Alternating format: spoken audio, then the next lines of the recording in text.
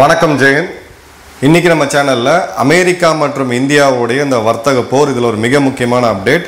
அமெரிக்காவுடைய நெகோஷியேட்டர்ஸ், அதாவது இந்த வர்த்தக ஒப்பந்தத்தை பேரம் பேசக்கூடிய அமெரிக்காவுடைய அதிகாரிகள் இப்போ நம்ம தலைநகரமான டெல்லிக்கு வந்து இறங்குறாங்க. இது ஒரு சாலிடான மூவ் அப்படின்றத பார்ப்போம். எவ்வளோ என்ன கொஞ்சம் அப்படியே ரீஆஷ் பண்ணி பார்த்தோன்னா என்ன நடந்ததுன்றது தெரியும். ஸோ ஃபஸ்ட்டு சேலஞ்ச் என்ன?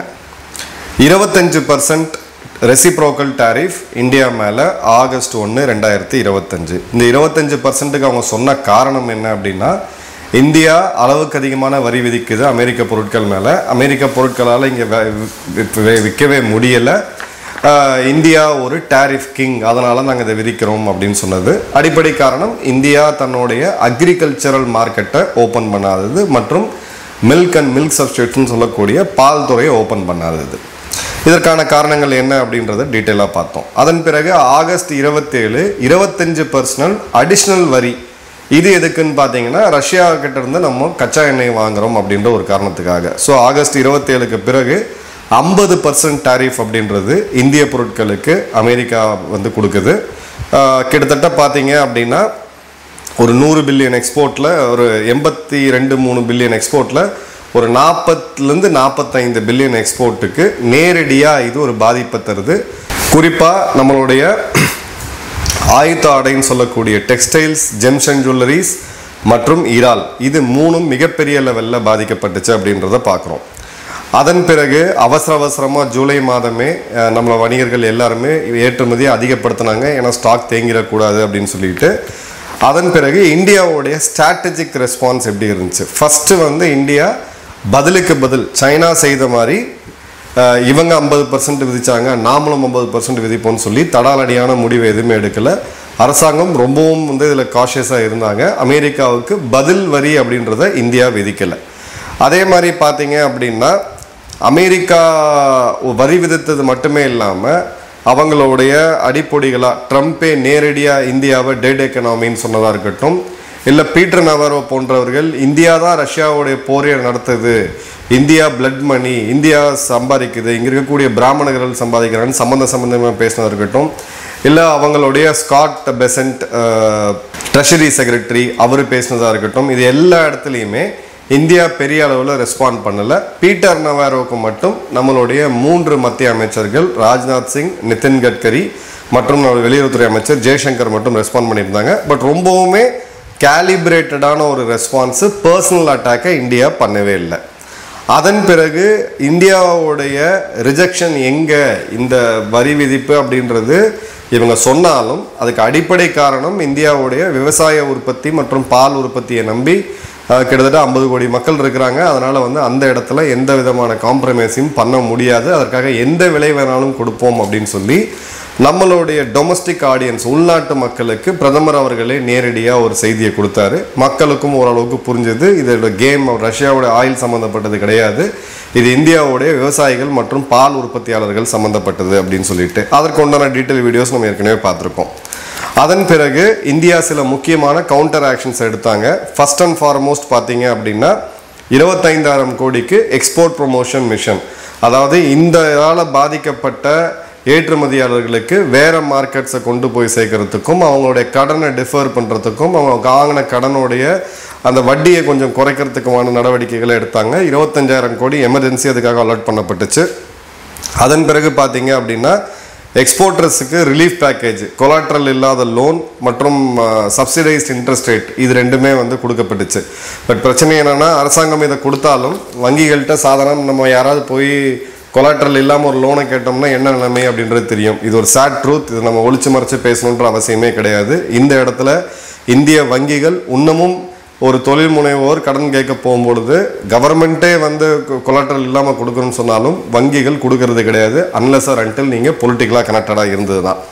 அடுத்தது பார்த்தீங்க அப்படின்னா ஜிஎஸ்டி ரிடக்ஷன், 12% இருக்கக்கூடிய ஜிஎஸ்டியை 5% குறைச்சது, 18%லேருந்து அதை வந்து இந்த இருக்கக்கூடிய 28% இந்த ஸ்லாபை 18% குறைச்சது.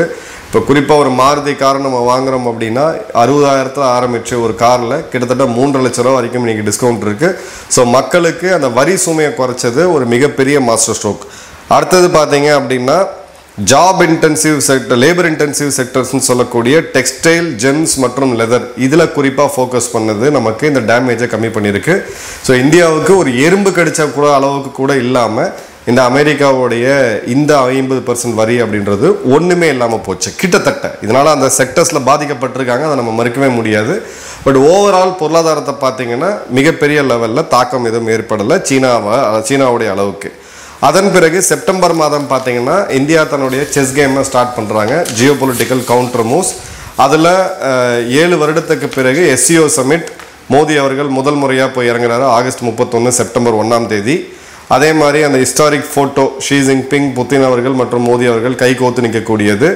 அதே மாதிரி பார்த்தீங்கன்னா சீனாவுடைய வெளியுறவு அமைச்சர் யாங்கி இந்த மாதிரியான வரி விதிப்புன்றது புள்ளி, ஒரு ரவுடித்தனமாக அமெரிக்கா நடந்துக்குது, நாங்கள் இந்தியா கூட துணை நிற்போம் சொல்லி இந்தியாவுடைய எதிரியாக இருக்கக்கூடிய சைனா ஒன்றா நின்றுது.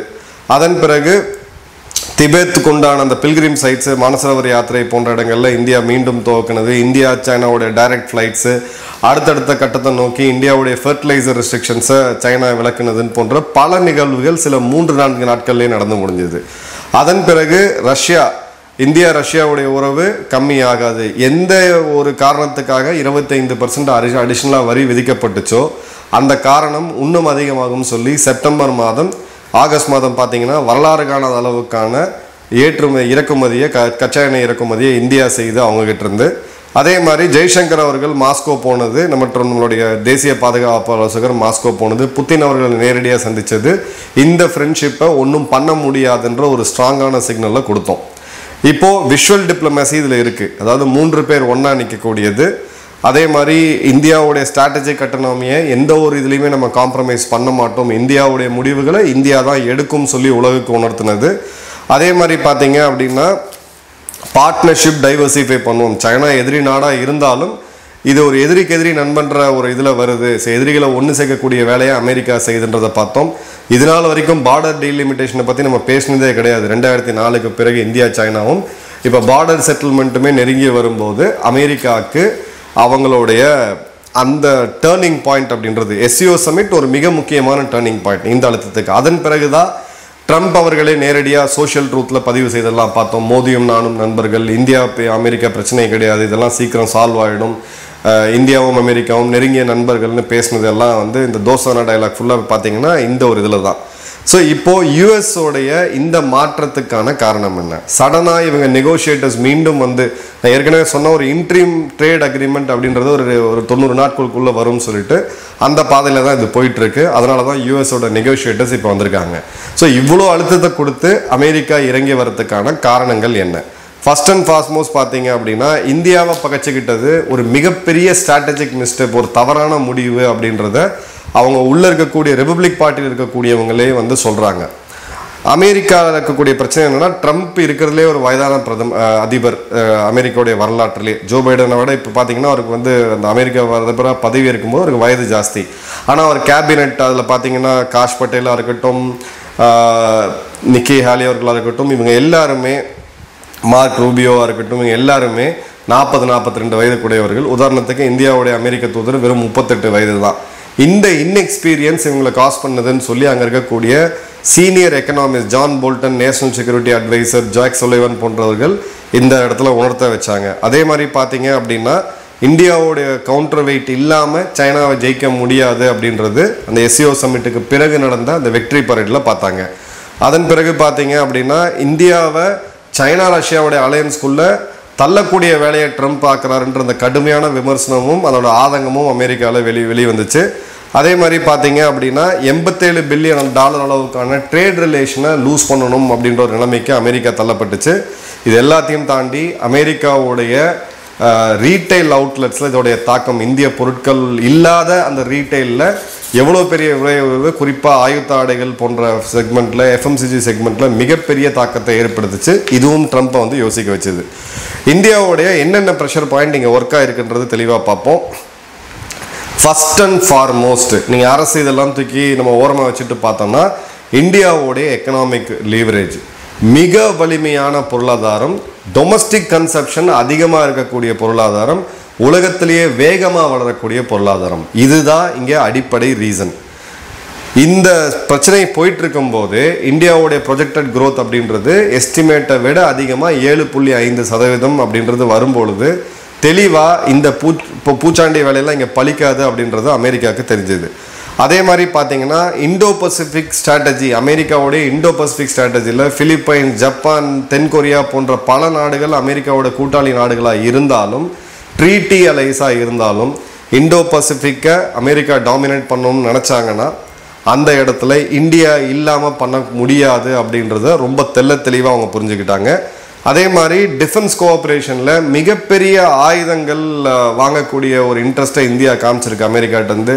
P-8 ரக பொசைடான் ரக விமானங்களாக இருக்கட்டும், இல்லை நம்மளுடைய தேஜஸ்க்கு உண்டான G404 414 இன்ஜின்ஸாக இருக்கட்டும், அப்பாச் ஹெலிகாப்டர்ஸாக இருக்கட்டும், இல்லை அவங்களுடைய 6 hour ரைஃபிள்ஸாக இருக்கட்டும், மிகப்பெரிய ஒரு இது வந்து போயிட்டுருக்கு, பேரம் போயிட்டுருக்கு. இந்த நேரத்தில் 5ஆம் தலைமுறை போர் விமானம் F-35 போன்ற பல இது ஸ்டேக்ஸில் இருக்குது. இந்த நேரத்தில் இந்த பகைமை அப்படின்றது அவங்க ஆயுத வியாபாரத்தை, குறிப்பாக ஆயுதங்கள் டீல் பண்ணக்கூடிய அந்த லாபியை கடுமையாக பாதிக்கும். அந்த ப்ரெஷரும் அமெரிக்கா மேலே இருந்திருக்கு. அதே மாதிரி பார்த்தீங்கன்னா செமிகண்டக்டர் அப்படின்றத சைனா தாண்டி இவங்களை சைனா ஏற்கனவே முன்னேறிட்டாங்க. செமிகண்டக்டரோட மோனோபோலி அப்படின்னு சைனாட்ட இருக்குன்னு சொல்லலாம். அந்த இடத்துல ஆல்டர்னேட் மேனுஃபேக்சரிங் வேணும் அப்படின்னா இந்தியா இல்லாமல் பண்ண முடியாது. அதே மாதிரி SCO ட்ரீட்டியில் இந்த 3 உலகத் தலைவர்கள் ஒன்றா கை கோத்தது அமெரிக்காவுக்கு மிகப்பெரிய ஒரு கிளியை கொடுத்துருக்குன்னே சொல்லலாம். அதோடைய எஃபெக்ட் தான் ட்ரம்ப் போய் இவங்க எல்லாம் ஒன்று கூட்டிட்டாங்க எனக்கு எதிரான்னு சொல்லி பதிவு போட்டது எல்லாமே. ஸோ இப்போது எந்த செப்டம்பர் 10லேருந்து 15க்குள்ளே இருக்கக்கூடிய நிகழ்வுகள், நான் இஸ்ரேலில் இருந்து அதனால் டீட்டெயிலாக பேச முடியல அந்த டைமில். ஃபஸ்ட்டு பார்த்தீங்கன்னா செப்டம்பர் 10 மோடி என்னுடைய நெருங்கிய நண்பர் அப்படின்னு சொல்லி ட்ரம்ப் பதிவிட்டது. அதன் பிறகு பார்த்தீங்கன்னா சக்ஸஸ்ஃபுல்லாக இந்த கன்க்ளூஷனுக்கு வந்துடும், இந்த பிரச்சனையெல்லாம் போகாது அப்படின்னு சொன்னது. அதன் பிறகு மோடி அவர்கள் ஒரு ரொம்ப கேலிபிரேட்டடாக கவனமாக ஒரு இதை கொடுத்துருந்தாரு. Deeply appreciate and fully reciprocate America sentiments அப்படின்றதும், க்ளோஸ் ஃப்ரெண்ட்ஸ் அண்ட் மியூச்சுவல் பார்ட்னர்ஸ்ன்றதை மீண்டும் சொன்னார். ஆனால் அந்த நண்பன் அப்படின்னு சொல்லி ட்ரம்ப் சொன்னதுக்கு பதிலுக்கு இவர் வந்து ட்ரம்ப் என்னுடைய நண்பன் சொல்லலை, அமெரிக்கா இந்தியான்னு சொல்லி காஷியஸாக அதை வந்து தவிர்த்தார். அதன் பிறகு செப்டம்பர் 15ஆம் தேதி யூஎஸோடைய ட்ரேட் ரெப்ரசன்டேட்டிவ் பிரெண்டன் லிஞ்ச் டெல்லிக்கு வராரு. இப்போ இந்த வரக்கூடிய இதில் நம்ம இந்த காணொலி ரெக்கார்ட் பண்ணும்போது பார்த்தீங்கன்னா இது ஒரு ஃபாஸ்ட் ட்ராக்காக நெகோசியேஷன்ஸை கொண்டு போகிறதுக்கு செப்டம்பர் 16க்கு பிறகு பியூஷ் கோயல் தலைமையிலான நெகோசியேஷன் டீமும் இந்தியாவிலேருந்து, அதே மாதிரி பிரெண்டன் லிஞ்சோட தலைமையிலான நெகோசியேஷன் டீம் அமெரிக்காவிலேருந்து ஒன்றா கூடி பேச போகிறாங்க. கம்ப்ளீட்டாக ஒரு பிரேக் த்ரூ வரும்ன்றதை பார்க்கலாம். பியூஷ் கோயல் அவர்களுமே சீக்கிரம் இந்த பிரச்சனை முடிவுக்கு வரும்னு சொன்னது ஒரு காமர்ஸ் மினிஸ்டர் சொல்கிறாருன்னா கண்டிப்பாக அவருக்கு பேக் ஹேண்டில் அந்த நம்பிக்கை இருக்கிறதுனால தான் சொல்கிறாரு. ஸோ இந்தியாவுடைய வின்னிங் ஸ்ட்ராட்டஜி அப்படின்றது ரியாக்டிவ் டிப்ளமேசி ஒரு பக்கம், இவங்க சொன்னால் பதிலுக்கு, ஏன்னா நம்ம எல்லாருமே அதை தான் விரும்புவோம். அமெரிக்கா அடித்தா நீ என்னடா பெரிய ஆளாக நாங்கள் அடிக்கணும் திரும்பன்னு சொல்லி இந்த வார்த்தை போர், இந்த தேட்ரிக்ஸ் எதுவுமே இல்லாமல் ஒரு ஸ்ட்ராட்டஜிக் பேஷன்ஸ், ஒரு அமைதியை கடைபிடிச்சதுனால தான் இந்த இடத்துல நம்ம வந்து ரொம்ப சக்ஸஸ்ஃபுல்லாக வந்திருக்கோம். அதே மாதிரி எக்கனாமி நம்ம சரியாக இருக்கிற வரைக்கும், பொருளாதாரம் சரியான பாதையில் போகிற வரைக்கும் நிச்சயமாக இந்தியாவை வாசி பார்க்க முடியாது. பொருளாதாரம் சரியாக இல்லாத போதே அந்த காலகட்டங்களில் பார்த்தீங்கன்னா இந்திரா காந்தி அவர்கள் அசிச்சு பார்க்கணும்னு முடிவு பண்ணும்போது அமெரிக்காவால் அதை பண்ண முடியல. அந்த கோபம் இன்றைக்குமே அவங்ககிட்ட இருக்குது அந்த பழைய ஆட்களில் பார்த்தீங்கன்னா. ஸோ அந்த வகையில் ஒரு ஸ்ட்ராங்கான கண்ட்ரி, உழைத்து வாழக்கூடிய மக்கள், ஒன்றாக இருக்கக்கூடிய மக்கள், 1000 வேற்றுமைகள் இருந்தாலும் அந்த ஜியோ பொலிட்டிக்கல் அவேர்னஸ் அப்படின்றது, நான் இப்போ சமீபத்தில் இஸ்ரேல் போகிறதுக்கு முன்னாடி எனக்கு சில கருத்துக்கள் இருந்துச்சு.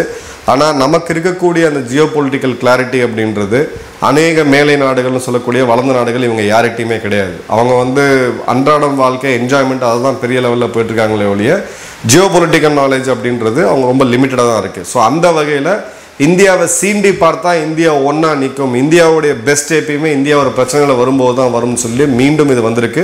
இந்த பிரச்சனை வெகு விரைவில் முடிவுக்கு வரும். அமெரிக்கா இதில் ஒரு விஷயம் நல்லா ஞாபகம் வச்சுக்க வேண்டியது, கொஞ்சம் அடிபட்டிருக்காங்க. அப்போது இந்தியாவுடைய வளர்ச்சியை கம்மி பண்ணுறதுக்கான, இந்தியாவை காலி பண்ணுறதுக்கு கிடையாது, இந்தியாவுடைய வளர்ச்சியை ஒரு 5% கீழே கொண்டு வரதுக்கான வேறு சில சித்து வேலைகளை அமெரிக்கா தொடர்ந்து பண்ண தான் செய்வாங்க. அதையும் நம்ம முறியடிப்போம்னு நம்பிக்கை இருக்குது. உங்களுடைய கமெண்ட்ஸ்ன்றதை கமெண்ட் பாக்ஸில் போடுங்க. நன்றி, வணக்கம், ஜெயஹிந்த்.